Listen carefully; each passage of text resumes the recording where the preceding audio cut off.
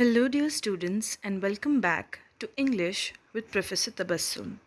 आज की हमारी वीडियो में हम डिस्कस करेंगे द फर्स्ट 4 मिनट्स का सिंगल एनोटेशन आंसर यानी कि one answer for all. Introduction. This line is taken from the lesson The First 4 Minutes written by Roger Bannister. He was an English athlete and a medical professional. He was the first man to run the race of 1 mile in 3 minutes and 59.4 seconds for the Amateur Athletic Association at Oxford University in England on May 6, 1954 in front of 1200 spectators.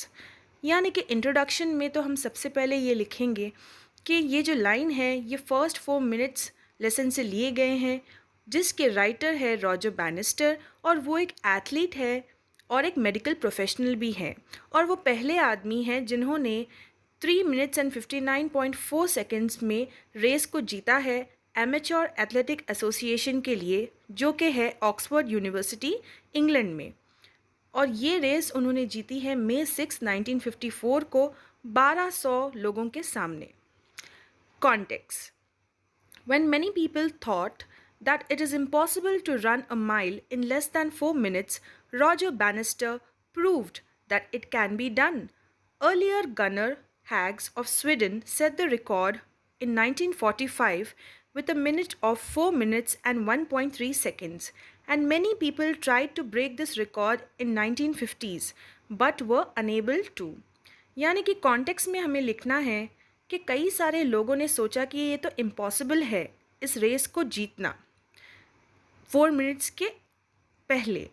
तो Roger banister ने इन सब लोगों की बातों को गलत proof करते हुए रिकॉर्ड सेट किया है. और रॉजर बैनिस्टर से पहले जो गनर हैग्स ऑफ स्वीडन थे, यानी कि स्वीडन के रहने वाले गनर हैग्स थे, उन्होंने 1945 में एक रिकॉर्ड सेट किया था जो कि था 4 मिनट्स एंड 1.3 सेकेंड्स. अब इनके रिकॉर्ड को ब्रेक करते हुए रॉजर बैनिस्टर ने 3 मिनट्स एंड 59.4 सेकेंड्स में रेस को जीता है.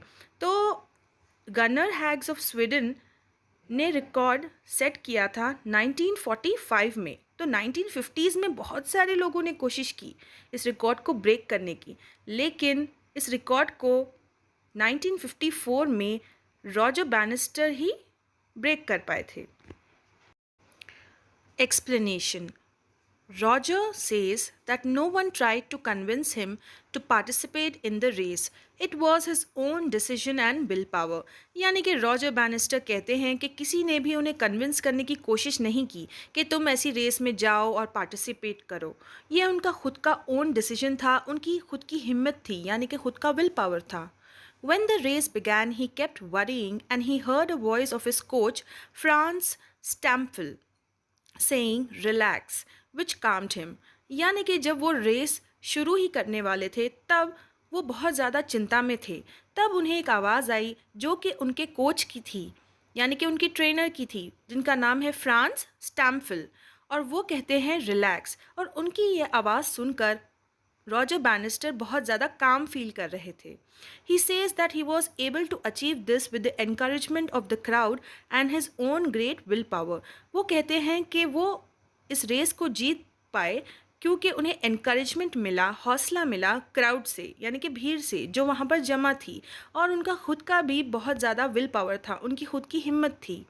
He felt free from the burden of his athletic ambition and felt supreme happiness and joy after winning the race for which he worked for years. यानी कि एक बार जब उन्होंने वो रेस को जीत लिया, उसके बाद में उन्हें ऐसा लगा जैसे कि उनके ऊपर से एथलेटिक एम्बिशन का जो बर्डन है, जो बोझ है, वो हट चुका है, और उन्हें महसूस हुई एक्सट्रीम हैप्पीनेस, बहुत ज़्यादा खुशी और जॉय रेस जीतने के बाद में, जिसके लिए उन्होंने बहुत सालों तक मेहनत की थी. He had work for it for years.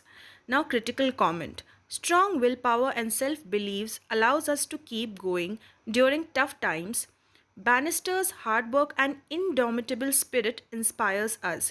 यानी कि अगर हमारे पास बहुत ज़्यादा स्ट्रॉन्ग विल पावर है, यानी कि हौसला है और ख़ुद पर यकीन है, सेल्फ बिलीव है, तो हम जो है मुसीबत के वक्त में भी अच्छे निखर कर बाहर आ सकते हैं। और रॉजर बैनिस्टर की जो मेहनत है और उनकी जो कभी ना ख़त्म होने वाली स्पिरिट है, वो हम सबको इंस्पायर करती है कुछ ना कुछ बेहतर करने के लिए लाइफ में।